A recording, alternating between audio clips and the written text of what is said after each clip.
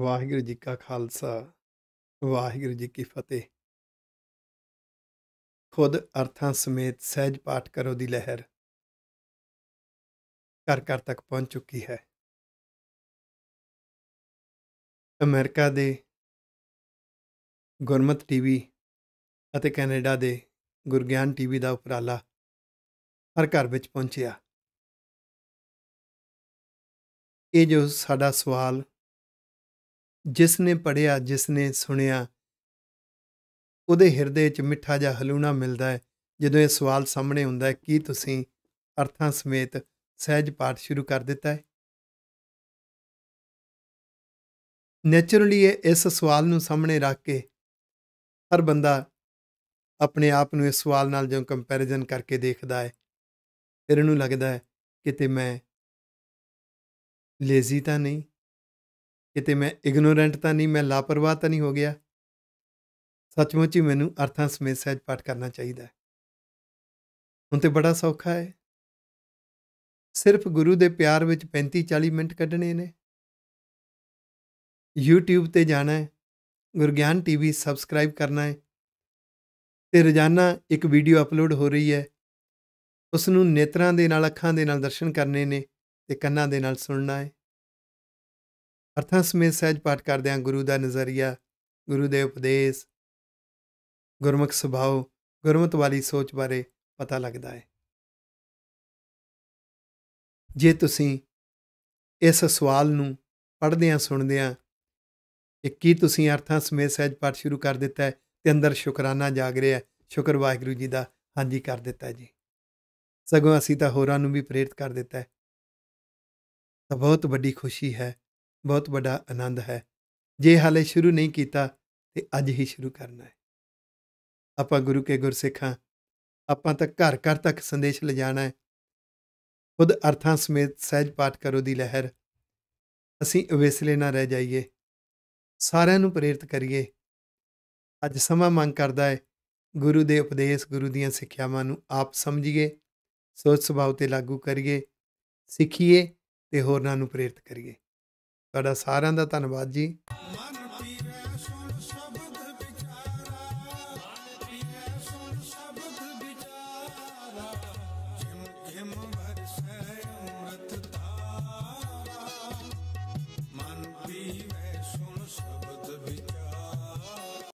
ਵਾਹਿਗੁਰੂ ਜੀ ਕਾ ਖਾਲਸਾ ਵਾਹਿਗੁਰੂ ਜੀ ਕੀ ਫਤਿਹ। ਸ਼ੁਕਰ ਵਾਹਿਗੁਰੂ ਜੀ ਦਾ। ਆਓ ਕਰੀਏ ਦੀਦਾਰ ਸ੍ਰੀ ਗੁਰੂ ਗ੍ਰੰਥ ਸਾਹਿਬ ਜੀ ਦੇ ਪਾਵਨ ਅੰਗ 235 ਦੇ ਉੱਪਰ ਅੰਕਿਤ ਗੌੜੀ ਰਾਗ ਦੀ ਪਾਵਨ ਪਵਿੱਤਰ ਗੁਰਬਾਣੀ ਵਿੱਚੋਂ ਗੁਰਸਰੂਪ ਦੇ, ਸਤਿਗੁਰ ਸਰੂਪ ਦੇ ਦੀਦਾਰ ਕਰੀਏ ਜੀ। ਰਾਗ ਗੌੜੀ ਗੁਆਰੇ ਰੀ, ਮਹੱਲਾ ਪੰਜਵਾਂ, ਅਸ਼ਟਪਦੀਆਂ। ਗੌੜੀ ਰਾਗ ਹੈ, ਗੁਆਰੇ ਰੀ ਕਿਸਮ ਹੈ। ਪੰਜਵੇਂ ਪਾਤਸ਼ਾਹ ਗੁਰੂ ਅਰਜਨ ਦੇਵ ਸਾਹਿਬ ਜੀ ਮਹਾਰਾਜ ਜੀ ਦਾ ਸ਼ਬਦ ਹੈ ਤੇ ਅਸ਼ਟਪਦੀ ਦੇ ਰੂਪ ਵਿੱਚ ਹੈ। 8ਵਾਂ 8 ਪਦੀਆਂ ਦਾ ਇੱਕ ਸ਼ਬਦ ਹੈ। ਸਟਾਰਟਿੰਗ ਤੇ ਮੂਲ ਮੰਤਰ ਦਾ ਸੰਖੇਪ ਰੂਪ ਹੈ। ਇੱਕ ਓੰਕਾਰ ਸਤਨਾਮ ਕਰਤਾ ਪੁਰਖ ਗੁਰ ਪ੍ਰਸਾਦ। ਵਾਹਿਗੁਰੂ ਜੀ ਇੱਕ ਹੈ, ਇੱਕ ਰਸ ਵਿਆਪਕ ਹੈ। ਉਹਦਾ ਸੱਚਾ ਗਿਆਨ ਤੇ ਉਹਦਾ ਨਿਜ਼ਮ ਸਦੀਵੀ ਹੈ। ਸੱਚਾ ਗਿਆਨ ਉਹਦਾ ਨਾਮ ਹੈ, ਉਹਦਾ ਨਿਜ਼ਮ ਉਹਦਾ ਨਾਮ ਹੈ। ਉਹ ਸਦੀਵੀ ਹੈ ਔਰ ਕ੍ਰੀਏਟਰ ਹੈ। ਕਰਤਾ ਪੁਰਖ ਸ੍ਰਿਸ਼ਟੀ ਨੂੰ ਸਾਜਣ ਵਾਲਾ ਹੈ। ਗੁਰ ਸਰੂਪ ਦੀ ਕਿਰਪਾ ਹੋਏਗੀ ਤਾਂ ਇਹ ਸਮਝ ਪੈਂਦੀ, ਇਸ ਮਾਰਗ ਤੇ ਤੁਰਨ ਦਾ ਜਜ਼ਬਾ ਜਾਗਦਾ ਹੈ। ਇਸ ਮੰਗਲਾਚਰਨ ਤੋਂ ਬਾਅਦ ਸ਼ਬਦ ਸ਼ੁਰੂ ਹੋ ਰਿਹਾ ਹੈ। ਜਬ ਇਹ ਮਨ ਮੈਂ ਕਰਤ ਗੁਮਾਨਾ। ਜਦੋਂ ਮਨ ਦੇ ਅੰਦਰ ਹੰਕਾਰ ਪੈਦਾ ਹੋ ਜਾਂਦਾ, ਗੁਮਾਨ, ਮੇਰਾ ਸੁਭਾਅ ਪਰਫੈਕਟ ਹੈ, ਮੇਰੀ ਸੋਚ ਪਰਫੈਕਟ ਹੈ। ਇਹ ਬੰਦਾ ਸਭ ਕੁਝ ਆਪਣੇ ਸੁਭਾਅ ਦੇ ਅਨੁਸਾਰ ਦੇਖਣਾ ਚਾਹੁੰਦਾ ਹੈ, ਆਪਣੇ ਸੋਚ ਦੇ ਅਨੁਕੂਲ ਕਰਨਾ ਚਾਹੁੰਦਾ ਹੈ। ਜੋ ਵੀ ਇਹਦੀ ਸੋਚ, ਇਹਦੇ ਸੁਭਾਅ ਦੇ ਉਲਟ ਹੁੰਦਾ ਹੈ, ਇਹਨੂੰ ਚੰਗਾ ਨਹੀਂ ਲੱਗਦਾ, ਉਹਨੂੰ ਬਦਲਣਾ ਚਾਹੁੰਦਾ ਹੈ। ਇਹ ਆਦਤ, ਇਹ ਗੁਮਾਨ ਇੰਨਾ ਪੱਕ ਜਾਂਦਾ ਹੈ, ਇਹ ਸੋਚਦਾ ਹੈ ਮੇਰੇ ਪਰਿਵਾਰ ਦੇ ਮੈਂਬਰ ਮੇਰੇ ਸੁਭਾਅ ਅਨੁਸਾਰ ਉੱਠਣ ਬੈਠਣ, ਮੇਰੇ ਸੁਭਾਅ ਅਨੁਸਾਰ ਹੀ ਬੋਲਣ ਚੱਲਣ, ਮੇਰੇ ਸੁਭਾਅ ਅਨੁਸਾਰ ਹੀ ਉਹ ਵਰਤੋਂ ਵਿਵਹਾਰ ਕਰਨ। ਜਦੋਂ ਇਹਦੇ ਸੁਭਾਅ ਅਨੁਸਾਰ ਇਹਨੂੰ ਹੁੰਦਾ ਦਿਸਦਾ ਨਹੀਂ, ਫਿਰ ਇਹ ਖਿੱਝਦਾ ਹੈ, ਨਾ ਸੰਤੁਸ਼ਟ ਹੁੰਦਾ, ਅੰਦਰੋਂ ਡਿਸਸੈਟਿਸਫਾਈਡ ਹੁੰਦਾ ਹੈ, ਫਿਰ ਉਹ ਆਨੰਦ ਰਸ ਨੂੰ ਗਵਾ ਲੈਂਦਾ। ਆਖੋ ਵਾਹਿਗੁਰੂ। ਫਿਰ ਇਹ ਸੋਚਦਾ ਹੈ ਜੋ ਮੇਰਾ ਸੁਭਾਅ ਹੈ, ਮੇਰੀ ਸੋਚ ਅਨੁਸਾਰ ਜੋ ਮੇਰਾ ਅੰਦਾਜ਼ਾ ਹੈ, ਉਨੀ ਮੈਨੂੰ ਆਮਦਨ ਹੋਣੀ ਚਾਹੀਦੀ ਹੈ। ਇਹਨੂੰ ਇਹ ਪਤਾ ਨਹੀਂ ਲੱਗਦਾ ਕਿ ਤੇਰਾ ਅੰਦਾਜ਼ਾ ਤਾਂ ਵੱਧਦਾ ਤੁਰਿਆ ਜਾਂਦਾ ਹੈ, ਕਿਉਂਕਿ ਤੂੰ ਆਮਦਨ ਤੋਂ ਪਹਿਲਾਂ ਹੀ ਖਰਚੇ ਵਧਾ ਲੈਂਦਾ ਹੈ। ਕਰਜ਼ਾ ਪਹਿਲਾਂ ਚੁੱਕਦਾ ਹੈ, ਇਹ ਸੋਚਦਾ ਬਾਅਦ ਵਿੱਚ ਹੈ ਕਿ ਇਹ ਲਹੇਗਾ ਕਿਵੇਂ, ਇਹਦੇ ਲਈ ਆਮਦਨ ਕਿੱਥੋਂ ਆਏਗੀ। ਤੂੰ ਕੈਲਕੂਲੇਟਡ ਹੋ ਕੇ ਨਹੀਂ ਚੱਲਦਾ, ਕਿਉਂਕਿ ਆਪਣੀ ਸੋਚ 'ਤੇ ਬੜਾ ਗੁਮਾਨ ਹੈ, ਆਪਣੇ ਸੁਭਾਅ 'ਤੇ ਬੜਾ ਗੁਮਾਨ ਹੈ। ਇੱਕ ਨਹੀਂ, ਦੋ ਨਹੀਂ, ਐਸੇ ਬਹੁਤ ਸਾਰੇ ਪੱਖ ਹੈ ਜਿਹਦੇ ਵਿੱਚ ਮਨੁੱਖ ਆਪਣੀ ਜ਼ਿੰਦਗੀ ਨੂੰ ਉਲਝਾ ਲੈਂਦਾ ਹੈ। ਜਬ ਇਹ ਮਨ ਮਹਿ ਕਰਤ ਗੁਮਾਨਾ, ਤਬ ਇਹ ਬਾਵਰ ਫਿਰਤ ਬੇਗਾਨਾ। ਫਿਰ ਇਹ ਬਾਵਰ ਕਮਲਾ ਹੋਇਆ, ਪਾਗਲ ਹੋਇਆ ਮਨ, ਫਿਰਤ ਬੇਗਾਨਾ। ਰੱਬ ਦੇ ਮਾਰਗ ਤੋਂ, ਗੁਰੂ ਦੇ ਮਾਰਗ ਤੋਂ ਬੇਗਾਨੇ ਮਾਰਗ 'ਤੇ ਤੁਰਦਾ ਹੈ। ਕੁਸੰਗ ਦੇ ਮਾਰਗ 'ਤੇ, ਮਨਮੁਖਤਾ ਦੇ ਮਾਰਗ 'ਤੇ, ਦੁਨਿਆਵੀ ਉਲਝਣ ਤਾਣੀਆਂ ਦੇ ਵਿੱਚ ਫਸਦਾ ਹੋਇਆ ਇਹ ਮਨ ਭੱਜਿਆ ਫਿਰ ਰਿਹਾ ਹੈ। ਜਬ ਇਹ ਹੂਆ ਸਗਲ ਕੀ ਰੀਨਾ, ਹੁਣ ਉਹ ਸੀ ਗੁਮਾਨ, ਹੰਕਾਰ ਵਾਲਾ ਪੱਖ। ਦੂਸਰਾ ਪੱਖ ਹੈ ਨਿਮਰਤਾ ਵਾਲਾ।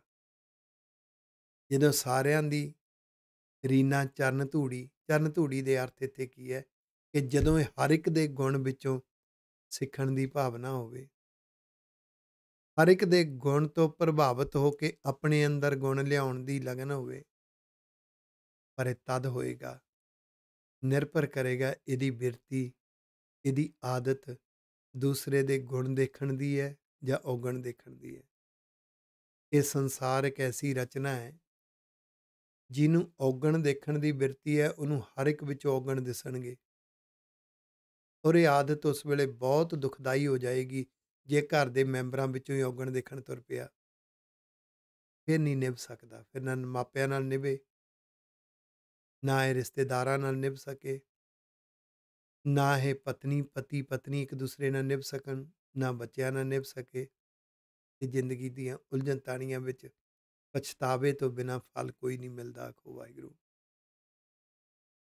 ਜੇ ਗੁਣ ਦੇਖਣ ਦੀ ਆਦਤ ਬਣ ਜਾਵੇ ਤੇ ਫਿਰ ਦੁਸ਼ਮਣ ਵਿੱਚੋਂ ਵੀ ਦੇਖ ਸਕਦੇ ਨੇ। ਆਖੋ ਵਾਹਿਗੁਰੂ। ਨਿਰਭਰ ਕਰਦਾ ਇਹਦਾ ਨਜ਼ਰੀਆ ਕੀ ਹੈ, ਇਹਦਾ ਪੁਆਇੰਟ ਆਫ ਵਿਊ ਕਿਸ ਤਰ੍ਹਾਂ ਦਾ ਹੈ।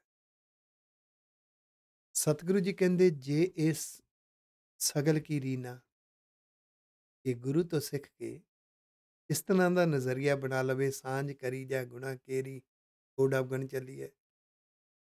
ਮੈਂ ਹਰ ਇੱਕ ਦੇ ਵਿੱਚੋਂ ਗੁਣ ਦੇਖਣੇ ਨੇ, ਉਹਦੇ ਚੰਗੇ ਕਰਮ ਦੇਖਣੇ ਨੇ, ਉਹ ਕਿਹੜੇ ਕਿਹੜੇ ਚੰਗੇ ਕਰਮ ਕਰ ਰਿਹਾ ਹੈ, ਕਿਹੜੇ ਕਿਹੜੇ ਪਰਉਪਕਾਰ ਕਰ ਰਿਹਾ ਹੈ, ਉਹਦੇ 'ਚ ਕਿਹੜੇ ਕਿਹੜੇ ਗੁਣ ਨੇ। ਵਾਓ, ਕਮਾਲ ਹੈ। ਇਸ ਬਿਰਤੀ ਨਾਲ ਅੰਦਰ ਸੰਤੁਸ਼ਟੀ ਬਣਦੀ ਹੈ। ਰੀਨਾ, ਉਹਦੇ ਗੁਣਾਂ ਦਾ ਪ੍ਰਭਾਵ ਪੈਂਦਾ, ਧੂੜੀ ਪੈਂਦੀ ਹੈ। ਆਖੋ ਵਾਹਿਗੁਰੂ।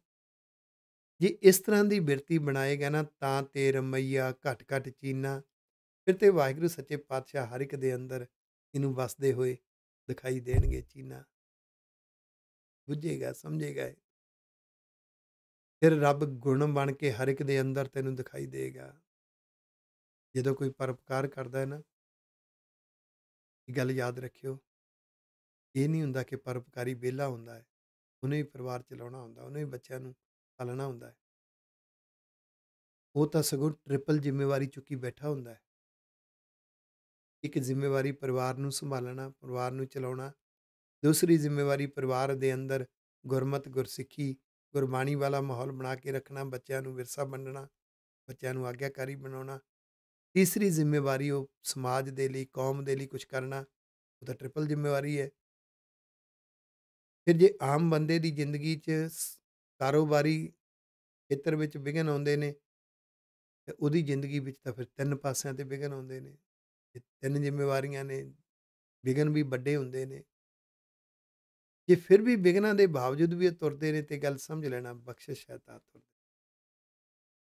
ਕਿ ਕਦੀ ਇਸ ਰੂਪ ਦੇ ਵਿੱਚ ਦੂਸਰੇ ਨੂੰ ਦੇਖਣ ਦੀ ਆਦਤ ਬਣਾਈ ਤਾਂ ਪਤਾ ਲੱਗੇਗਾ ਰੱਬ ਕਿਸੇ ਦੇ ਅੰਦਰ ਬਖਸ਼ਿਸ਼ ਬਣ ਕੇ ਬੈਠਾ ਹੈ, ਕਿਸੇ ਦੇ ਅੰਦਰ ਗੁਣ ਬਣ ਕੇ ਬੈਠਾ ਹੈ, ਕਿਸੇ ਦੇ ਅੰਦਰ ਸੱਚਾ ਗਿਆਨ ਬਣ ਕੇ ਬੈਠਾ। ਆਖੋ ਵਾਹਿਗੁਰੂ।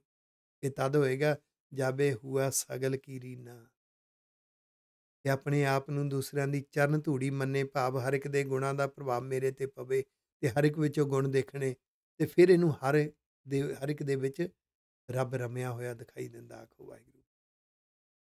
ਫਿਰ ਤਾਂ ਹਰ ਵਰਤਾਰੇ ਵਿੱਚੋਂ ਰੱਬੀ ਝਲਕਾਂ ਗੁਣਾਂ ਦੀਆਂ ਤੇ ਸੱਚੇ ਗਿਆਨ ਦੀਆਂ ਪ੍ਰਾਪਤ ਹੁੰਦੀਆਂ। ਫਿਰ ਉਹ ਜੀਵਨ ਕੈਸਾ ਹੁੰਦਾ ਹੈ? ਸਹਿਜ ਸੁਹੇਲਾ, ਫਲ ਮਸ਼ਕੀਨੀ, ਉਹਦੇ ਅੰਦਰ ਅਡੋਲਤਾ ਹੁੰਦੀ ਹੈ, ਉਹ ਅੰਦਰੋਂ ਸੰਤੁਸ਼ਟ ਸੁਖੀ ਹੁੰਦਾ ਹੈ ਤੇ ਉਹਨੂੰ ਨਿਮਰਤਾ ਦਾ ਫਲ ਲੱਗਿਆ ਹੁੰਦਾ। ਆਖੋ ਵਾਹਿਗੁਰੂ। ਮਸ਼ਕੀਨੀ। ਸਤਿਗੁਰ ਆਪਣਾ ਮੋਹ ਦਾਨ ਦੀਨੀ ਰਹਾਓ। ਇਹ ਮਿਲਦਾ ਕਿੱਥੋਂ ਹੈ? ਸਤਿਗੁਰ ਸਰੂਪ ਤੋਂ, ਸੱਚੇ ਗਿਆਨ ਤੋਂ। ਗੁਰੂ ਗ੍ਰੰਥ ਸਾਹਿਬ ਜੀ ਦੇ ਅੰਦਰ ਜੋ ਗੁਰੂ ਦੀ ਆਵਾਜ਼ ਹੈ, ਰੱਬ ਦੀ ਆਵਾਜ਼ ਹੈ, ਉਹ ਕਹਿ ਕੀ ਰਹੇ ਨੇ, ਉਸ ਨੂੰ ਮੰਨਣ ਦੇ ਨਾਲ ਇਹ ਦਾਨ ਮਿਲਦਾ ਹੈ, ਦਾਤ ਮਿਲਦੀ ਹੈ, ਬਖਸ਼ਿਸ਼। ਰਹਾਓ ਸੈਂਟਰਲ ਆਈਡੀਆ ਸ਼ਬਦ ਦਾ। ਜਬ ਕਿਸ ਕੋ ਇਹ ਜਾਨ ਸੰਬੰਧਾ, ਜਦੋਂ ਆਦਤ ਬਣ ਜਾਵੇ ਨਾ ਔਗਣ ਦੇਖਣ ਦੀ, ਫਿਰ ਬੰਦਾ ਕੰਨਾਂ ਦਾ ਕੱਚਾ ਬਹੁਤ ਹੋ ਜਾਂਦਾ, ਕੋਲੋਂ ਹੀ ਕਲਪਿਤ ਕਰਨ ਲੱਗ ਜਾਂਦਾ ਹੈ। ਸੱਚ ਇਹ ਹੈ, ਜਿਤਨੇ ਵੀ ਜੀਵ ਪੈਦਾ ਕੀਤੇ ਨੇ, ਹਰ ਇੱਕ ਦੇ ਅੰਦਰ ਕੋਈ ਨਾ ਕੋਈ ਭੁੱਲ ਜ਼ਰੂਰ ਹੁੰਦੀ ਹੈ। ਭੁੱਲਣ ਅੰਦਰ ਸਭ ਕੋ ਭੁੱਲ ਗੁਰੂ ਕਰਤਾਰ। ਪਰ ਜਦੋਂ ਕਿਸੇ ਨੂੰ ਤੁਸੀਂ ਪਰਖਣਾ ਹੈ ਤਾਂ ਤੁਹਾਡੀਆਂ ਦੋ ਬਿਰਤੀਆਂ ਨੇ, ਕਿਹੜੀ ਬਿਰਤੀ ਨਾਲ ਪਰਖ ਰਹੇ ਹੋ? ਕੀ ਤੁਸੀਂ ਉਹਦੇ ਅੰਦਰੋਂ ਗੁਣ ਦੇਖ ਰਹੇ ਹੋ, ਉਹਦੇ ਚੰਗੇ ਕੰਮ ਦੇਖ ਰਹੇ ਹੋ, ਉਹਦੇ ਪਰਉਪਕਾਰ ਦੇਖ ਰਹੇ ਹੋ, ਤਾਂ ਤੁਹਾਡੀ ਬਿਰਤੀ ਸ਼ੁੱਧ ਹੈ ਤੇ ਤੁਹਾਨੂੰ ਚੰਗੇ ਫਲ ਪ੍ਰਾਪਤ ਹੋਣਗੇ। ਜੇ ਤੁਹਾਡੀ ਬਿਰਤੀ ਹੋਈ ਮੈਲੀ ਹੈ, ਤੁਸੀਂ ਪਰਖ ਰਹੇ ਹੋ, ਔਗਣ ਹੀ ਦੇਖ ਰਹੇ ਹੋ, ਹੱਦ ਹੋ ਗਈ। ਫਿਰ ਤਾਂ ਆਪਣੀ ਜ਼ਿੰਦਗੀ ਨੂੰ ਪੜਚੋਲ ਕੇ ਦੇਖ, ਤੈਨੂੰ ਮਾਂ ਚੋਂ ਵੀ ਔਗਣ ਦਿਸੇ ਨੇ, ਪਿਤਾ ਚੋਂ ਵੀ ਦਿਸੇ। ਜਿਹਨੂੰ ਮਾਪਿਆਂ ਚੋਂ ਔਗਣ ਦਿਸੇ ਨਾ, ਉਹ ਮਾਪਿਆਂ ਦੀ ਸੇਵਾ ਨਹੀਂ ਕਰ ਸਕਦਾ, ਮਾਪਿਆਂ ਦੀਆਂ ਅਸੀਸਾਂ ਨਹੀਂ ਲੈ ਸਕਦਾ। ਔਰ ਬੜਾ ਇਹ ਘਰਾਂ ਦਾ ਜਿਹੜਾ ਸਿਸਟਮ ਹੈ ਨਾ, ਇੱਕ ਬੜਾ ਕ੍ਰਿਟੀਕਲ ਹੈ। ਬੰਦਾ ਜਦੋਂ ਮਾਪਿਆਂ ਚੋਂ ਔਗਣ ਦੇਖਦਾ ਹੈ ਨਾ, ਆਪਣੇ ਹੀ ਪਰਿਵਾਰਕ ਮੈਂਬਰਾਂ ਚੋਂ, ਲਾਈਫ ਪਾਰਟਨਰ ਤੋਂ ਸੁਣ ਕੇ ਔਗਣ ਦੇਖਦਾ ਹੈ ਤੇ ਮਾਪਿਆਂ ਦੀ ਸੇਵਾ ਨਹੀਂ ਕਰ ਸਕਦਾ, ਮਾਪਿਆਂ ਨੂੰ ਕੋਲ ਨਹੀਂ ਰੱਖ ਸਕੇਗਾ, ਤੇ ਫਿਰ ਉਹੀ ਔਗਣ ਪਤਨੀ ਚੋਂ ਦਿਸਣ ਲੱਗ ਜਾਣਗੇ। ਸਤਿਗੁਰੂ ਕਹਿੰਦੇ ਬੜੀ ਮਾੜੀ ਆਦਤ ਹੈ, ਜਬ ਕਿਸ ਕੋ ਇਹ ਜਾਨ ਸੰਬੰਧਾ। ਜਦੋਂ ਬਿਰਤੀ ਔਗਣ ਦੇਖਣ ਦੀ ਹੋ ਗਈ, ਫਿਰ ਇਹ ਦੂਸਰਿਆਂ ਨੂੰ ਮੰਦਾ ਸਮਝਦਾ ਹੈ, ਇਹਦੇ 'ਚੋਂ ਆਹ ਨੁਕਸ ਲੱਭਿਆ, ਇਹਦੇ 'ਚੋਂ ਆਹ ਨੁਕਸ ਲੱਭਿਆ। ਕਿਉਂਕਿ ਜੇ ਬਗਲਾ ਹੈ, ਬਗਲੇ ਦੀ ਖੁਰਾਕ ਡੱਡਾਂ ਨੇ, ਤਾਂ ਉਹਨੂੰ ਡੱਡਾਂ ਹਰ ਇੱਕ ਥਾਂ ਤੋਂ ਮਿਲੀ ਜਾਂਦੀਆਂ ਨੇ। ਆਖੋ ਵਾਹਿਗੁਰੂ। ਰੱਬ ਦਾ ਸਿਸਟਮ ਹੈ। ਕਿਉਂਕਿ ਮਨ ਹੰਸ ਬਿਰਤੀ ਦਾ ਨਾ ਬਣ ਸਕਿਆ, ਬਗਲਾ ਬਿਰਤੀ ਦਾ ਬਣ ਗਿਆ। ਜਾਵੇ ਕਿਸ ਕੋ ਇਹ ਜਾਨ ਸੰਬੰਧਾ, ਤਬ ਸਗਲੇ ਇਸ ਮੇਲਾਂ ਫੰਦਾ। ਫਿਰ ਜਿਹਦੇ ਚੋਂ ਵੀ ਔਗਣ ਦੇਖੇਗਾ ਨਾ, ਇਹ ਖੁਦ ਇਹਦੀਆਂ ਆਦਤਾਂ ਦਾ ਫੰਦਾ ਇਹਦੇ ਅੰਦਰ ਪੈਂਦਾ ਰਹੇਗਾ। ਇਹਨੇ ਕਿਸੇ ਨੂੰ ਪਰਖਿਆ, ਉਹਦਾ ਔਗਣ ਦੇਖਿਆ, ਇਹਦਾ ਮਤਲਬ ਉਸ ਦੇ ਔਗਣ ਨੇ ਇਹਨੂੰ ਹੋਰ ਫੰਦਾ ਪਾ ਦਿੱਤਾ। ਆਖੋ ਵਾਹਿਗੁਰੂ। ਇਹਦੇ ਅੰਦਰ ਮੇਰ ਤੇਰ ਧੜੇਬੰਦੀ, ਵੈਰ ਵਿਰੋਧ ਪੈਦਾ ਹੁੰਦਾ ਹੈ, ਉਹਦੇ 'ਚ ਫਸਿਆ ਰਹਿੰਦਾ ਹੈ, ਹੋਰ ਫਸਦਾ ਜਾਂਦਾ ਹੈ। ਮੇਰ ਤੇਰ ਜਬ ਇਨਹਿ ਚੁਕਾਈ।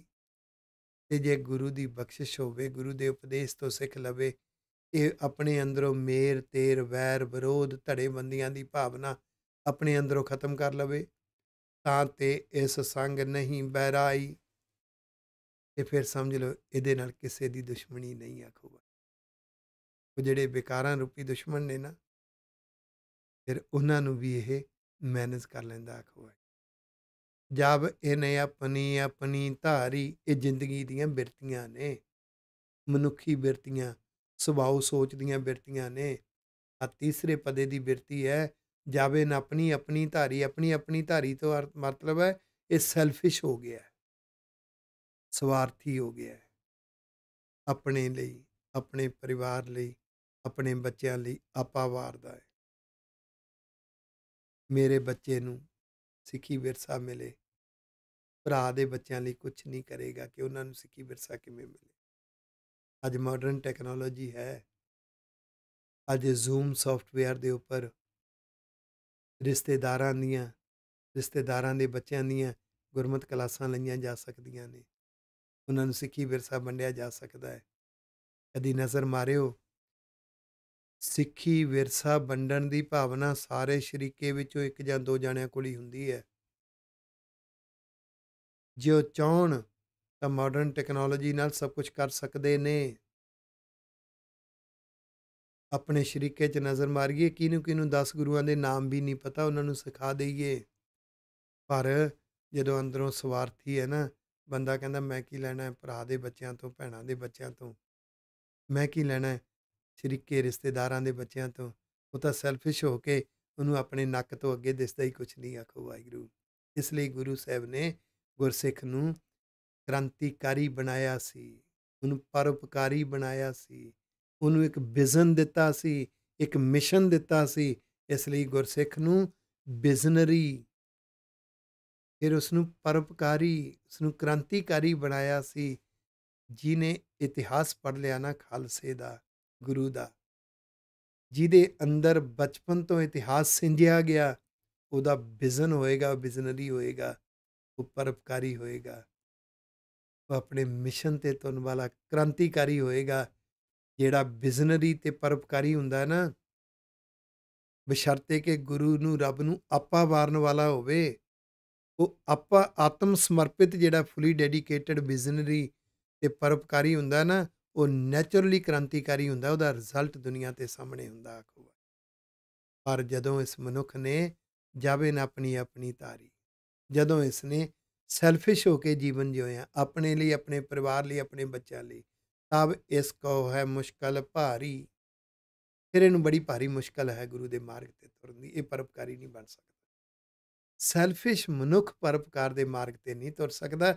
ਪਰਉਪਕਾਰ ਦੇ ਮਾਰਗ 'ਤੇ ਤੁਰ ਕੇ ਤਾਂ ਕਦੀ ਕਦਾਈ ਆਪਣੇ ਹਿੱਤ ਦਾਅ 'ਤੇ ਲਾਉਣੇ ਪੈਂਦੇ ਨੇ। ਉਤੇ ਕੁਰਬਾਨੀ ਦੀ ਭਾਵਨਾ ਨਾਲ ਤੁਰਨਾ ਪੈਂਦਾ। ਆਖੋ ਵਾਹਿਗੁਰੂ। ਤੇ ਉਹ ਆਪਣੀਆਂ ਹੀ ਉਲਝਣ ਤਾਣੀਆਂ ਦੀਆਂ ਮੁਸ਼ਕਲਾਂ ਵਿੱਚ ਫਸ ਜਾਂਦਾ ਏ। ਜਬ ਇਨ ਕਰਨਾ ਹਾਰ ਪਛਾਤਾ, ਤੇ ਜਦ ਇਹ ਪਹਿਚਾਣ ਲਵੇ, ਸਮਝ ਲਵੇ ਕ੍ਰੀਏਟਰ ਤਾਂ ਵਾਹਿਗੁਰੂ ਜੀ ਹੈ, ਉਹ ਦਾਤੇ ਨੇ, ਨਿਜ਼ਮ ਤਾਂ ਉਹਨਾਂ ਦਾ ਚੱਲ ਰਿਹਾ, ਉਹ ਹਰ ਥਾਂ ਤੇ ਸਮਾਏ ਹੋਏ ਨੇ। ਤਬ ਇਸ ਨੂੰ ਨਾ ਹੀ ਕਿਛ ਤਾਤਾ, ਫਿਰ ਇਹ ਨਫ਼ਰਤ ਤੇ ਜੈਲਸ ਦੇ ਸਾੜੇ ਤੋਂ ਬਚ ਸਕਦਾ ਹੈ। ਨਹੀਂ ਤਾਂ ਸਤਿਗੁਰੂ ਜੀ ਕਹਿੰਦੇ ਜਦੋਂ ਸੈਲਫਿਸ਼ਨੈਸ ਅੰਦਰ ਪੈਦਾ ਹੋ ਜਾਂਦੀ ਹੈ ਨਾ, ਇਹਦੇ ਅੰਦਰ ਹੀ ਵਿਚਾਰਾਂ, ਸੋਚਾਂ ਦੀਆਂ ਮੁਸ਼ਕਲਾਂ ਪੈਦਾ ਹੋ ਜਾਂਦੀਆਂ ਨੇ। ਤੇ ਉਹਨਾਂ ਮੁਸ਼ਕਲਾਂ ਕਰਕੇ ਇਹ ਨਫ਼ਰਤ ਤੇ ਜੈਲਸ ਦੋਨਾਂ ਦਾ ਸ਼ਿਕਾਰ ਹੋ ਕੇ ਜ਼ਿੰਦਗੀ ਵਿੱਚ ਕੋਲ ਆਈ ਬਖਸ਼ਿਸ਼ ਵੀ ਗਵਾ ਸਕਦਾ ਹੈ। ਜਦੋਂ ਅੰਦਰ ਜੈਲਸ ਤੇ ਨਫ਼ਰਤ ਐਸੀ ਬਿਮਾਰੀ ਹੈ, ਜਿੱਥੋਂ ਬਖਸ਼ਿਸ਼ ਮਿਲਣੀ ਹੈ, ਉਹਦੀ ਪਰਖ ਵੀ ਨਹੀਂ ਆਏਗੀ। ਕਿਉਂਕਿ ਹੋ ਸਕਦਾ ਹੈ ਉਹ ਜਿਹੜਾ ਸੋਰਸ ਹੈ ਜਿੱਥੋਂ ਇਹਨੂੰ ਬਖਸ਼ਿਸ਼ ਮਿਲਣੀ ਹੈ, ਉਹਦੇ ਨਾਲ ਨਫ਼ਰਤ ਕਰ ਸਕਦਾ ਹੈ, ਉਹਦੇ ਨਾਲ ਜੈਲਸ ਕਰ ਸਕਦਾ ਹੈ। ਨਫ਼ਰਤ ਤੇ ਜੈਲਸ ਕਰਨ ਦੀ ਇਹਦੇ ਅੰਦਰ ਜਿਹੜੀ ਆਦਤ ਹੈ, ਇਹਦੇ ਸੈਲਫਿਸ਼ਨੈਸ ਥਾਟ ਵਿੱਚੋਂ ਪੈਦਾ ਹੋਈ। ਆਖੋ ਇਹੋ ਤੇ ਭਾਰੀ ਮੁਸ਼ਕਲ ਹੈ। ਸਤਿਗੁਰੂ ਕਹਿੰਦੇ ਜੇ ਕਰਨੇ ਹਾਰ ਪਛਾਤੇ ਦੇ ਉਪਦੇਸ਼ਾਂ ਨੂੰ, ਰੱਬੀ ਉਪਦੇਸ਼ਾਂ ਨੂੰ, ਰੱਬੀ ਨਿਜ਼ਮ ਨੂੰ ਸਮਝ ਆਵੇ ਤਬ ਇਸ ਨੂੰ ਨਾ ਹੀ ਕਿਛ ਤਾਤਾ। ਫਿਰ ਇਸ ਨੂੰ ਕਿਸੇ ਪ੍ਰਤੀ ਨਫ਼ਰਤ, ਸਾੜਾ, ਜੈਲਸ ਨਹੀਂ ਪੈਦਾ ਹੁੰਦੀ। ਜਬ ਇਹਨੇ ਆਪਣੋ ਬਾਂਧਿਓ ਮੋਹਾ, ਜਦੋਂ ਆਪਣੇ ਮੋਹ ਵਿੱਚ ਬੰਧਿਆ ਹੋਇਆ, ਮੋਹ ਵਾਲਾ ਕਿਸੇ ਲਈ ਕੁਝ ਕਰ ਸਕੇਗਾ। ਉਹਦੇ ਮੋਹ ਦੇ ਬੰਧਨਾਂ ਨੇ ਜਦੋਂ ਕਰਨ ਲੱਗੇਗਾ ਘੇਰ ਲੈਣਾ। ਆਖੋ ਵਾਹਿਗੁਰੂ। ਆਵੈ ਜਾਏ ਸਦਾ ਜਮ ਜੋਹਾ, ਕਿਉਂਕਿ ਉਹਦਾ ਆਵਣਾ ਜਾਵਣਾ ਹੋਏਗਾ, ਦੂਸਰੇ ਲਈ ਕੁਝ ਕਰਨਾ ਚਾਹੇਗਾ, ਤੇ ਜਿਹੜੇ ਮੋਹ ਵਿੱਚ ਬੰਧਿਆ ਹੋਇਆ ਉਹਨੇ ਉਹਨੂੰ ਫਸਾ ਲੈਣਾ, ਉੱਥੇ ਖਿੱਚ ਲੈਣਾ ਹੈ। ਇਹਦਾ ਆਵਣਾ ਜਾਵਣਾ, ਤੇ ਇਹਦੇ ਅੰਦਰ ਕਦੀ ਕ੍ਰੋਧ ਰੂਪੀ ਜਮਦੂਤ, ਕਦੀ ਲੋਭ ਰੂਪੀ ਜਮਦੂਤ, ਕਦੀ ਹੰਕਾਰ ਰੂਪੀ ਜਮਦੂਤ।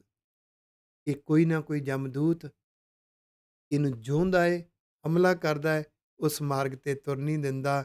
ਜਬ ਇਸ ਤੇ ਸਭ ਬਿਨ ਸੇ ਭਰਮਾ, ਜਦੋਂ ਇਹਦੇ ਅੰਦਰੋਂ ਭਰਮ ਨਿਕਲ ਜਾਵੇ, ਭੁਲੇਖਾ ਨਿਕਲ ਜਾਵੇ। ਉਹ ਨਿਕਲੇਗਾ ਤਦ ਜੇ ਗੁਰੂ ਦੇ ਉਪਦੇਸ਼ ਸਮਝ ਆਉਣਗੇ।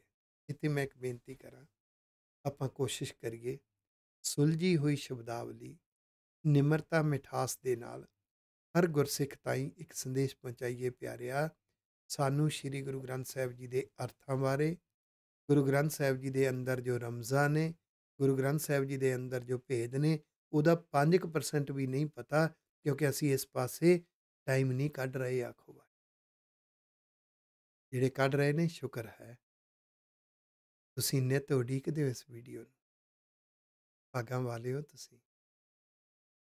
ਵਾਹਿਗੁਰੂ ਸੱਚੇ ਪਾਤਸ਼ਾਹ ਨੇ ਤੁਹਾਨੂੰ ਚੁਣਿਆ ਹੈ ਬਖਸ਼ਿਸ਼ ਦੇ ਮਾਰਗ ਤੇ ਤੁਰਨ ਵਾਲਿਆਂ ਨੂੰ।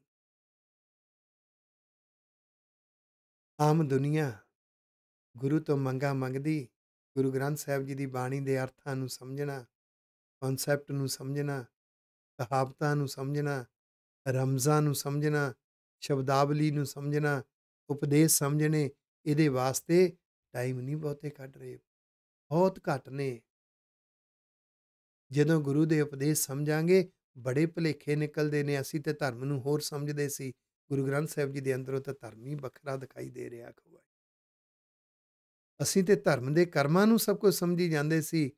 ਅਸੀਂ ਤੇ ਜ਼ਿੰਦਗੀ ਨੂੰ ਕਿਸ ਨਜ਼ਰੀਏ ਨਾਲ ਦੇਖਦੇ ਸੀ, ਗੁਰੂ ਗ੍ਰੰਥ ਸਾਹਿਬ ਜੀ ਦੇ ਅੰਦਰੋਂ ਤਾਂ ਗੁਰੂ ਦਾ ਵੱਖਰਾ ਕਮਾਲ ਦਾ ਨਜ਼ਰੀਆ ਸਮਝ ਆਉਂਦਾ। ਖਵਾਈ ਉਹਦੇ ਨਾਲ ਭਰਮ ਦੂਰ ਹੁੰਦਾ ਹੈ। ਜਬ ਇਸਤੇ ਸਭ ਬਿਨਸੇ ਭਰਮਾ, ਜਦੋਂ ਇੱਕ ਇੱਕ ਕਰਕੇ ਸਾਰੇ ਭਰਮ ਦੂਰ ਹੋ ਜਾਂਦੇ ਨੇ, ਭੇਦ ਨਾਹੀ ਹੈ ਪਾਰ ਬ੍ਰਹਮਾ, ਫਿਰ ਪਤਾ ਲੱਗਦਾ ਵਾਹਿਗੁਰੂ ਸੱਚੇ ਪਾਤਸ਼ਾਹ ਤੋਂ ਸਾਡੀ ਕੋਈ ਦੂਰੀ ਨਹੀਂ, ਉਹ ਤੇ ਹਾਜ਼ਰ ਨਾਜ਼ਰ ਨੇ।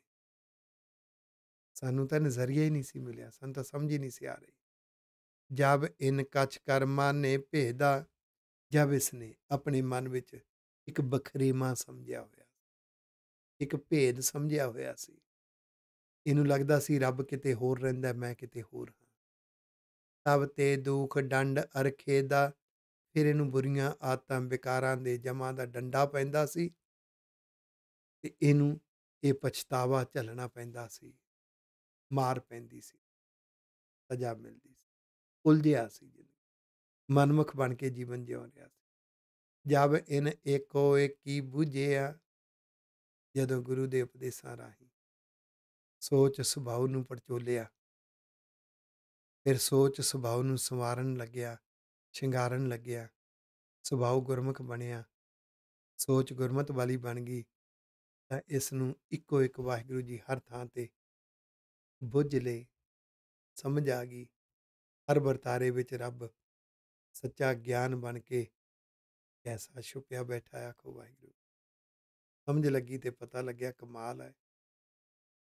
ਕੁਝ ਵਰਤਾਰੇ ਚੰਗੇ ਲੱਗਦੇ ਸੀ, ਕੁਝ ਬੁਰੇ ਲੱਗਦੇ ਸੀ, ਪਰ ਜਦੋਂ ਇਹ ਸਮਝ ਪਈ ਤਾਂ ਜਿਹੜੇ ਵਰਤਾਰੇ ਬੁਰੇ ਲੱਗਦੇ ਸੀ, ਰੱਬ ਉਹਦੇ ਵਰਤਾਰਿਆਂ ਵਿੱਚੋਂ ਵੀ ਗਿਆਨ ਬਣ ਕੇ ਐਸਾ ਸਾਹਮਣੇ ਆਇਆ, ਸਿਦਕ ਵੱਧ ਗਿਆ। ਆਖੋ ਵਾਹਿਗੁਰੂ। ਵਿਸ਼ਵਾਸ ਵੱਧ ਗਿਆ। ਵਾਹਿਗੁਰੂ ਜੀ ਨਜ਼ਰੀਆ ਬਦਲ ਗਿਆ। ਅੰਦਰ ਥਾਟ ਪ੍ਰੋਸੈਸ ਚੱਲਦਾ ਸੀ ਕੇਵਲ ਕਾਰੋਬਾਰ ਬਾਰੇ, ਅੰਦਰ ਸੋਚਾਂ ਚੱਲਦੀਆਂ ਸੀ ਦੁਨਿਆਵੀ ਪ੍ਰਾਪਤੀਆਂ ਬਾਰੇ, ਅੰਦਰ ਸੋਚਾਂ ਚੱਲਦੀਆਂ ਸੀ ਚਿੰਤਾਵਾਂ ਤੌਖਲਿਆਂ ਬਾਰੇ। ਅੰਦਰ ਥਾਟ ਪ੍ਰੋਸੈਸ ਸ਼ੁਰੂ ਹੋ ਗਿਆ ਗੁਰੂ ਦੇ ਮਾਰਗ ਦਾ, ਰੱਬ ਦੇ ਮਾਰਗ ਦਾ, ਤੇ ਵਾਹਿਗੁਰੂ ਜੀ ਹਰ ਥਾਂ ਤੇ ਬੁੱਝ ਲਏ। ਆਖੋ ਪਹਿਚਾਣ ਲਏ, ਪਹਿਚਾਣ ਆ ਗਈ। ਵਾਹਿਗੁਰੂ ਜੀ ਗੁਣ ਬਣ ਕੇ ਹਰ ਇੱਕ ਵਿੱਚ, ਵਾਹਿਗੁਰੂ ਜੀ ਸੱਚਾ ਗਿਆਨ ਬਣ ਕੇ ਹਰ ਥਾਂ ਤੇ, ਵਾਹਿਗੁਰੂ ਜੀ ਨਿਜ਼ਮ ਬਣ ਕੇ ਹਰ ਥਾਂ ਤੇ। ਤਬ ਤੇ ਇਸ ਨੂੰ ਸਭ ਕੁਛ ਸੂਝਿਆ, ਸਮਝ ਲਓ ਇਹਨੂੰ ਹੁਣ ਪੂਰੀ ਸੋਝੀ ਆਈ ਹੈ। ਸਭ ਕੁਛ ਇਹਨੇ ਜਾਣ ਲਿਆ, ਅਸਲੀਅਤ ਨੂੰ ਜਾਣ ਲਿਆ। ਸਭ ਕੁਛ ਦੇ ਅਰਥ ਹੈ ਹੁਣ ਇਹਨੇ ਅਸਲੀਅਤ ਨੂੰ ਬੁੱਝ ਲਿਆ, ਅਸਲੀਅਤ ਨੂੰ ਸਮਝ ਲਿਆ। ਜਬ ਇਹ ਧਾਵੈ ਮਾਇਆ ਅਰਥੀ, ਤੇ ਜਿੰਨਾ ਚਿਰ ਇਹ ਜ਼ਿੰਦਗੀ ਦੁਨਿਆਵੀ ਪ੍ਰਾਪਤੀਆਂ ਦੇ ਲਈ ਉਹਨਾਂ ਪ੍ਰਾਪਤੀਆਂ ਦਾ ਮੁਹਤਾਜ ਹੋ ਕੇ, ਅਰਥੀ ਮੁਹਤਾਜ, ਗੁਲਾਮੀ, ਇਹਨੂੰ ਲੱਗਦਾ ਹੈ ਜੇ ਮੇਰਾ ਆ ਨਾ ਹੋਇਆ ਕੀ ਬਣੇਗਾ, ਆ ਨਾ ਹੋਇਆ ਕੀ ਬਣੇਗਾ। ਸਾਰੀ ਜ਼ਿੰਦਗੀ ਉਸ ਦੇ ਲਈ ਇੰਨੀ ਵਾਰ ਦਿੱਤੀ, ਨਾ ਪਰਿਵਾਰ ਕੋਲੇ ਬੈਠਣ ਨੂੰ ਟਾਈਮ, ਨਾ ਬੱਚਿਆਂ ਕੋਲੇ ਬੈਠਣ ਨੂੰ ਟਾਈਮ, ਨਾ ਬੱਚਿਆਂ ਦਾ ਟੈਲੈਂਟ ਪਰਖਣ ਨੂੰ ਟਾਈਮ, ਨਾ ਬੱਚਿਆਂ ਦੇ ਟੈਲੈਂਟ ਨੂੰ ਉਭਾਰਨ ਦਾ ਟਾਈਮ, ਨਾ ਘਰ ਵਿੱਚ ਸਿੱਖੀ ਗੁਰਮਤ ਵਾਲਾ ਮਾਹੌਲ ਬਣਾਉਣ ਦਾ ਟਾਈਮ, ਨਾ ਇੱਕ ਗੁਰੂ ਦੇ ਲਈ, ਨਾ ਮਾਪਿਆਂ ਦੇ ਲਈ। ਇਹ ਤੇ ਐਸਾ ਉਲਝ ਗਿਆ। ਜਬ ਇਹ ਧਾਵੈ ਮਾਇਆ ਅਰਥੀ, ਇਹ ਤੇ ਉਸ ਮਾਇਕੀ ਪ੍ਰਾਪਤੀਆਂ ਦੇ ਲਈ ਇਤਨਾ ਭਜ ਲਿਆ, ਇਤਨਾ ਭਜ ਲਿਆ, ਮੁਹਤਾਜ ਹੋ ਗਿਆ, ਉਹਨਾਂ ਆਦਤਾਂ ਦਾ ਗੁਲਾਮ ਹੋ ਗਿਆ। ਨਹਿ ਤ੍ਰਿਪਤਾਵੈ ਨਹਿ ਤਿਸ ਲਾਥੀ, ਨਾ ਇਹਦੀ ਤ੍ਰਿਸ਼ਨਾ ਦੀ ਭੁੱਖ ਲੱਥਣੀ ਹੈ ਤੇ ਨਾ ਇਹਨੇ ਤ੍ਰਿਪਤ ਹੋਣਾ, ਇਹਨੇ ਰੱਜਣਾ ਨਹੀਂ, ਕਿਉਂਕਿ ਇਹ ਤਾਂ ਉਹ ਖੂਹ ਹੈ ਜਿਹੜਾ ਕਦੀ ਭਰਨਾ ਹੀ ਨਹੀਂ। ਕਿਉਂਕਿ ਮਨੁੱਖ ਦੀ ਜਿਤਨੀ ਤ੍ਰਿਸ਼ਨਾ ਵੱਧਦੀ ਹੈ ਨਾ, ਇਹ ਆਮਦਨ ਤੋਂ ਹਮੇਸ਼ਾ ਖਰਚੇ ਵਧਾ ਕੇ ਰੱਖਦਾ ਹੈ ਖੂਹ। ਆਮਦਨ ਤੋਂ ਖਰਚੇ ਵਧਾ ਲੈਣੇ, ਕਰਜ਼ਿਆਂ ਦੀਆਂ ਪੰਡਾਂ ਵੱਡੀਆਂ ਚੁੱਕ ਲੈਣੀਆਂ। ਇਹਨੇ ਚਾਦਰ ਦੇਖ ਕੇ ਪੈਰ ਨਾ ਪਸਾਰਿਆ, ਇਹਦੇ ਕੋਲੇ ਚੱਜ ਨਾਲ ਰੋਟੀ ਖਾਣ ਨੂੰ ਵੀ ਟਾਈਮ ਨਹੀਂ ਮਿਲਦਾ ਆਖੋ। ਆਪਣੀ ਜ਼ਿੰਦਗੀ ਨੂੰ ਪਛਤਾਵਿਆਂ ਦੀ ਹਨੇਰ ਭਰੀ ਕੋਠੜੀ ਦੇ ਵਿੱਚ ਤੱਕ ਰਿਹਾ ਆਖੋ। ਜਬ ਇਸ ਤੇ ਇਹ ਹੋਏ ਹੋ ਜੌਲਾ, ਕਿਉਂ ਹੋਇਆ? ਕਿਉਂਕਿ ਆਪਣੇ ਆਪ ਨੂੰ ਰੱਬ ਤੋਂ ਵੱਖਰਾ ਸਮਝੀ। ਇਹ ਰੱਬ ਦੇ ਨਿਜ਼ਮ ਨੂੰ ਸਮਝਦਾ, ਨਿਜ਼ਮ ਕਿਤੇ ਹੋਰ ਚੱਲਦਾ ਹੋਏਗਾ, ਇਹਨੂੰ ਜ਼ਿੰਦਗੀ ਵਿੱਚ ਨਿਜ਼ਮ ਸਮਝ ਨਹੀਂ ਆਇਆ। ਇਹਨੂੰ ਲੱਗਦਾ ਕਿ ਰੱਬ ਦਾ ਸੱਚਾ ਗਿਆਨ ਕਿਤੇ ਹੋਰ ਹੈ, ਜੌਲਾ ਬਖਰੇਵਾਂ ਪਾ ਲਿਆ ਇਹਨੇ, ਇਹਨੂੰ ਪਤਾ ਹੀ ਨਹੀਂ ਹੈ ਰੱਬ ਦਾ ਗਿਆਨ ਤੇ ਹਰ ਥਾਂ ਤੇ ਵਰਤਾਰੇ ਵਰਤ ਰਿਹਾ। ਪੀਛੈ ਲਾਗ ਚੱਲੀ ਉਠ ਕੌਲਾ, ਪਰ ਜਦੋਂ ਇਸਨੇ, ਜਬ ਇਸ ਤੇ ਇਹ ਹੋਇਓ ਜੌਲਾ, ਜਦੋਂ ਇਹ ਉਹ ਜਿਹੜੀਆਂ ਆਦਤਾਂ ਸੀ ਨਾ, ਤ੍ਰਿਸ਼ਨਾ ਦੀਆਂ ਆਦਤਾਂ, ਦੁਨਿਆਵੀ ਪ੍ਰਾਪਤੀਆਂ ਪਿੱਛੇ ਭੱਜਣ ਦੀਆਂ ਆਦਤਾਂ, ਉਹਨਾਂ ਪ੍ਰਾਪਤੀਆਂ ਤੋਂ ਜਬ ਇਸ ਤੇ ਇਹ ਹੋਇਓ ਜੌਲਾ, ਜਦੋਂ ਉਸ ਤੋਂ ਇਹ ਵੱਖਰਾ ਹੋ ਗਿਆ, ਉਹਨਾਂ ਆਦਤਾਂ ਤੋਂ ਇਹਨੇ ਖਹਿੜਾ ਛੁਡਾ ਲਿਆ, ਇਹਨੂੰ ਪਤਾ ਲੱਗਿਆ ਮੇਰਾ ਅਸਲੀ ਮਾਰਗ ਕੋਈ ਹੋਰ ਹੈ ਆਖੋ ਵਾਹਿਗੁਰੂ। ਇਸ ਨੂੰ ਸਮਝਿਓ। ਪਰਿਵਾਰਕ ਲੋੜਾਂ, ਬੱਚਿਆਂ ਦੀਆਂ ਲੋੜਾਂ, ਉਹਦੇ ਲਈ ਪੈਸਾ ਕਮਾਉਣਾ, ਇਹ ਜ਼ਿੰਦਗੀ ਦਾ ਇੱਕ ਹਿੱਸਾ ਹੈ। ਸਾਰੀ ਜ਼ਿੰਦਗੀ ਨਹੀਂ ਹੈ ਇਹ, ਸਭ ਕੁਝ ਨਹੀਂ ਹੈ, ਇੱਕ ਹਿੱਸਾ ਹੈ। ਇਸ ਤੋਂ ਵੀ ਜ਼ਰੂਰੀ ਹਿੱਸਾ ਹੈ ਗੁਰੂ ਲਈ, ਗੁਰੂ ਦੀ ਕੌਮ ਲਈ, ਰੱਬ ਦੀ ਮਨੁੱਖਤਾ ਦੇ ਲਈ ਪਰਉਪਕਾਰ ਕਰਨਾ, ਇਹ ਉਸ ਤੋਂ ਇੰਪੋਰਟੈਂਟ ਹੈ। ਦੋਨਾਂ ਦਾ ਬੈਲੈਂਸ ਬਣਾਉਣਾ ਹੈ। ਜੇ ਕਿਤੇ ਲੋੜ ਪਵੇ, ਮੇਰੇ ਗੁਰੂ ਦਾ ਮਾਰਗ ਨਾ ਛੁੱਟੇ, ਉਧਰ ਘਾਟੇ ਖਾਣੇ ਪੈਣ, ਕੋਈ ਗੱਲ ਨਹੀਂ। ਇਸ ਤਰ੍ਹਾਂ ਦਾ ਵਿਸ਼ਵਾਸ ਹੋਵੇ ਤੇ ਜਦੋਂ ਇਸ ਤਰ੍ਹਾਂ ਇਹ ਉਹਨਾਂ ਆਦਤਾਂ ਤੋਂ, ਉਸ ਤ੍ਰਿਸ਼ਨਾ ਤੋਂ, ਉਸ ਲੋਭ ਲਾਲਚ ਤੋਂ ਜੌਲਾ ਆਪਣੇ ਆਪ ਨੂੰ ਵੱਖਰਾ ਕਰਦਾ ਨਾ, ਤੇ ਫਿਰ ਸਤਿਗੁਰੂ ਜੀ ਕਹਿੰਦੇ ਪੀਛੈ ਲਾਗ ਚੱਲੀ ਉਠ ਕੌਲਾ। ਕੌਲਾ ਦੇ ਆਖਰੀ ਅਰਥ ਹੈ ਮਾਇਆ, ਪਰ ਇੱਥੇ ਜਿਹੜਾ ਭਾਵ ਹੈ ਉਹ ਹੈ ਦੁਨਿਆਵੀ ਪ੍ਰਾਪਤੀਆਂ ਪਿੱਛੇ ਲੱਗੀਆਂ, ਭਾਵ ਉਹ ਦੁਨਿਆਵੀ ਪ੍ਰਾਪਤੀਆਂ ਵੀ ਫਿਰ ਆਪਣੇ ਆਪ ਹੁੰਦੀ। ਘਰ ਵੀ ਵਧੀਆ ਚੱਲਦਾ ਹੈ, ਘਰ ਵਿੱਚ ਏਕਤਾ ਇਤਫਾਕ ਵੀ ਬਣਦਾ ਆਖੋ। ਜੇ ਘਰ ਵਿੱਚ ਏਕਤਾ ਇਤਫਾਕ ਹੀ ਨਹੀਂ, ਪਤੀ ਪਤਨੀ ਤੋਂ ਸੰਤੁਸ਼ਟ ਨਹੀਂ ਤੇ ਪਤਨੀ ਪਤੀ ਤੋਂ ਸੰਤੁਸ਼ਟ ਨਹੀਂ ਤੇ ਪਤੀ ਪਤਨੀ ਤੋਂ ਸੰਤੁਸ਼ਟ ਨਹੀਂ, ਮਾਪਿਆਂ ਦੀਆਂ ਸਿੱਖਿਆਵਾਂ ਬੱਚਿਆਂ ਨੂੰ ਚੰਗੀਆਂ ਨਹੀਂ ਲੱਗਦੀਆਂ ਤੇ ਬੱਚਿਆਂ ਦੀਆਂ ਭਾਵਨਾਵਾਂ ਮਾਪਿਆਂ ਨੂੰ ਸਮਝ ਨਹੀਂ ਆਉਂਦੀਆਂ, ਇੱਕ ਦਾ ਮੂੰਹ ਉੱਧਰ ਨੂੰ, ਇੱਕ ਦਾ ਮੂੰਹ ਉੱਧਰ ਨੂੰ, ਤੇ ਖੱਟਿਆ ਕੀ ਆਖੋ। ਇਹ ਤਾਂ ਨਰਕ ਹੈ। ਤੇ ਜਦੋਂ ਗੁਰੂ ਦੇ ਮਾਰਗ ਤੇ ਤੁਰਦਾ ਹੈ ਨਾ, ਲੋਭ ਲਾਲਚ ਤੋਂ ਉੱਪਰ ਉੱਠ ਕੇ ਪਰਉਪਕਾਰੀ ਬਿਰਤੀ ਤੇ, ਫਿਰ ਘਰ ਵਿੱਚ ਏਕਤਾ ਇਤਫਾਕ ਬਣਦਾ ਹੈ। ਪਤੀ ਪਤਨੀ ਇੱਕ ਦੂਸਰੇ ਦੀਆਂ ਭਾਵਨਾਵਾਂ ਨੂੰ ਸਮਝਦੇ ਵੀ ਨੇ, ਕਦਰ ਵੀ ਕਰਦੇ ਨੇ ਆਖੋ। ਫਿਰ ਬੱਚੇ ਆਗਿਆਕਾਰੀ ਬਣ ਜਾਂਦੇ ਨੇ। ਘਰ ਵਿੱਚ ਗੁਰਬਾਣੀ, ਗੁਰਸਿੱਖੀ, ਗੁਰਮਤ ਹੁੰਦੀ ਹੈ। ਫਿਰ ਬਖਸ਼ਿਸ਼ਾਂ ਵੀ ਖਟਦੇ ਨੇ। ਇਹਨੂੰ ਕਹਿੰਦੇ ਨੇ ਪਿੱਛੇ ਲਾਗ ਚਲੀ ਉਠ ਕੌਲਾ। ਦੁਨੀਆ ਦੀਆਂ ਪ੍ਰਾਪਤੀਆਂ ਪਿੱਛੇ ਲੱਗ ਗਈਆਂ ਆਖੋ ਵਾਹਿਗੁਰੂ, ਭਾਵ ਉਹ ਸਫਲ ਹੁੰਦਾ ਹੈ। ਕਰ ਕਿਰਪਾ ਜੋ ਸਤਿਗੁਰ ਮਿਲਿਓ, ਇਹ ਵਾਹਿਗੁਰੂ ਜੀ ਦੀ ਬਖਸ਼ਿਸ਼ ਦੀ ਨਿਸ਼ਾਨੀ, ਗੁਰੂ ਦੀ ਕਿਰਪਾ ਦੀ ਨਿਸ਼ਾਨੀ ਹੈ। ਸਤਿਗੁਰ ਸਰੂਪ ਦਾ ਮਿਲਾਪ ਹੁੰਦਾ ਹੈ। ਗੁਰਬਾਣੀ ਵਿੱਚੋਂ ਸਤਿਗੁਰ ਸਰੂਪ ਸੱਚਾ ਗਿਆਨ ਬੜਾ ਚੰਗਾ ਲੱਗਦਾ ਹੈ। ਉਪਦੇਸ਼ ਮੰਨਣ ਦੀ ਭਾਵਨਾ ਜਾਗਦੀ ਹੈ। ਉਪਦੇਸ਼ ਮੰਨਣ ਦੇ ਨਾਲ ਮਨ ਮੰਦਰ ਮਹਿ ਦੀਪਕ ਜਲਿਓ, ਇਸ ਮਨ ਰੂਪੀ ਮੰਦਰ ਵਿੱਚ ਯਾਨੀ ਸੁਭਾਅ ਦੇ ਵਿੱਚ ਗੁਰੂ ਗਿਆਨ ਦਾ ਦੀਪਕ ਜਲਦਾ, ਸੋਝੀ ਆ ਜਾਂਦੀ ਹੈ ਅੰਦਰ। ਸੋਝੀ ਆਉਂਦੀ ਹੈ ਤੇ ਗੁਰੂ ਦੇ ਮਾਰਗ ਨੂੰ ਫਸਟ ਪ੍ਰਾਇੋਰਟੀ ਤੇ ਰੱਖਦਾ ਹੈ। ਇੰਪੋਰਟੈਂਟ ਸੈਕਟਰ ਸਮਝ ਆ ਜਾਂਦਾ ਹੈ। ਇਹਨੂੰ ਮਹੱਤਵਪੂਰਨ ਪੱਖ ਜ਼ਿੰਦਗੀ ਦਾ ਸਮਝ ਆ ਜਾਂਦਾ ਹੈ। ਜੀਤ ਹਾਰ ਕੀ ਸੋਝੀ ਕਰੀ, ਕਿਉਂਕਿ ਜ਼ਿੰਦਗੀ ਦੇ ਵਿੱਚ ਜਿੱਤ ਕੀ ਹੈ ਤੇ ਹਾਰ ਕੀ ਹੈ, ਅਸਲੀ ਸੋਝੀ ਆ ਜਾਂਦੀ ਹੈ। ਤਸ ਤਉ ਇਸ ਘਰ ਕੀ ਕੀਮਤ ਭਰੀ, ਫਿਰ ਇਸ ਨੂੰ, ਇਸ ਜੀਵਨ ਦੀ, ਘਰ ਦੇ ਅਰਥ ਜੀਵਨ ਹੈ, ਕੀਮਤ ਭਰੀ ਦੇ ਅਰਥ ਇਹਨੂੰ ਵੈਲਿਊ ਸਮਝ ਆ ਜਾਂਦੀ ਹੈ। ਅਸਲੀ ਵੈਲਿਊ, ਅਸਲੀ ਕੀਮਤ ਸਮਝ ਆ ਜਾਂਦੀ ਹੈ। ਕਰਨ ਕਰਾਵਨ ਸਭ ਕਿਛ ਏਕ ਹੈ। ਚੱਲਦਾ ਰੱਬ ਦਾ ਨਿਜ਼ਮ ਹੈ। ਰੱਬ ਦੇ ਨਿਜ਼ਮ ਅਨੁਸਾਰ ਸਭ ਕੁਝ ਚੱਲਦਾ ਹੈ। ਆਪੇ ਬੁੱਧ ਵਿਚਾਰ ਵਿਵੇਕੈ। ਰੱਬ ਦੇ ਨਿਜ਼ਮ ਵਿੱਚ ਗੁਰੂ ਦੇ ਉਪਦੇਸ਼ਾਂ ਨੂੰ ਸਮਝਣ ਦੀ ਭਾਵਨਾ ਜਾਗੇਗੀ। ਯਤਨ ਕਰੇਗਾ, ਉਦਮ ਕਰੇਗਾ ਤਾਂ ਅੰਦਰ ਬੁੱਧ ਵਿਚਾਰ ਪੈਦਾ ਹੁੰਦੀ, ਵਿਵੇਕ, ਗਿਆਨ ਵਾਲੀ ਬੁੱਧੀ, ਜਿਹਨੂੰ ਗੁਰਬਾਣੀ 'ਚ ਕਿਹਾ ਨਾ ਦੀਜੈ ਬੁੱਧ ਵਿਵੇਕਾ, ਉਹ ਵਿਚਾਰ ਮੰਨਣ ਦੀ ਭਾਵਨਾ ਪੈਦਾ ਹੋ ਜਾਂਦੀ ਹੈ। ਗਿਆਨ ਨੂੰ ਮੰਨਣ ਦੀ, ਉਪਦੇਸ਼ ਨੂੰ ਮੰਨਣ ਦੀ। ਦੂਰ ਨ ਨੇਰਾ ਸਭ ਕਹਿ ਸੰਗਾ। ਫਿਰ ਮਹਿਸੂਸ ਹੁੰਦਾ ਵਾਹਿਗੁਰੂ ਜੀ ਦੂਰ ਨਹੀਂ ਹੈ, ਸਾਰਿਆਂ ਦੇ ਨੇੜੇ ਨੇ, ਅੰਗ ਸੰਗ ਨੇ, ਹਰ ਵੇਲੇ ਸਾਡੇ ਅੰਗ ਸੰਗ ਨੇ। ਗੁਰੂ ਦੇ ਲਈ ਆਪਾਂ ਵਾਰਾਂਗੇ, ਹਰ ਔਖੇ ਸੌਖੇ ਸਮਿਆਂ ਤੇ ਵਾਹਿਗੁਰੂ ਜੀ ਹੱਥ ਦੇ ਕੇ ਕੱਢਦੇ ਨੇ। ਆਖੋ ਸੱਚ ਸਲਾਹਣ ਨਾਨਕ ਹਰ ਰੰਗਾ। ਇਹ ਨਾਨਕ ਜੀ ਜਿਹੜੇ ਰੱਬ ਦੇ ਪਿਆਰ ਵਿੱਚ ਭਿੱਜੇ ਹੁੰਦੇ ਨੇ, ਉਹਨਾਂ ਨੂੰ ਰੱਬ ਦੀ ਸਿਫਤ ਸਲਾਗਾ, ਸੱਚ ਦੇ ਨਿਜ਼ਮਾਂ ਦੀ ਸਿਫਤ ਸਲਾਗਾ, ਸੱਚੇ ਗਿਆਨ ਦੀਆਂ ਵਿਚਾਰਾਂ ਬੜੀਆਂ ਚੰਗੀਆਂ ਲੱਗਦੀਆਂ। ਸਿੱਖਦੇ ਨੇ, ਵੰਡਦੇ ਨੇ, ਉਹ ਜੀਵਨ ਸਫਲ ਹੁੰਦੇ ਨੇ। ਸਤਿਗੁਰੂ ਕਿਰਪਾ ਕਰਨ ਸਾਨੂੰ ਵੀ ਪ੍ਰਾਪਤ ਹੋਵੇ। ਭੁੱਲਾਂ ਚੁੱਕਾਂ ਦੀ ਖਿਮਾ ਜੀ। ਵਾਹਿਗੁਰੂ ਜੀ ਕਾ ਖਾਲਸਾ, ਵਾਹਿਗੁਰੂ ਜੀ ਕੀ ਫਤਿਹ।